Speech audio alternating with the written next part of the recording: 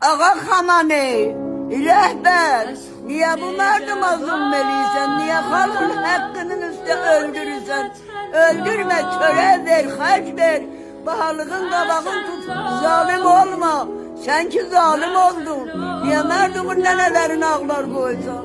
besizleri bu, aralık besizlerin boşlayırsan, merdumu kırdırırsan, ne hesabına, salırsan zindana, ehliyalı kalır az da nedir rehbersen, nedir rehmeledir, nedir merdıma zulmeliysen, doğuların nenesi ağlamır, İsrail'den bed oldu, İsrail bir tane atırdı gene bir ikisi olurdu, sen öyle bir yeşere kırdırırsan, namert, ve bile de adam namert olar, neçe boyun kırdırırsan merdumun ehliyalı, ya insaf öyle de bir utan da, Ehliyalın kaşa kefin çekir, merdumun kız gelini avara darada işleyir, bitki ehliyalına töre tıkadı.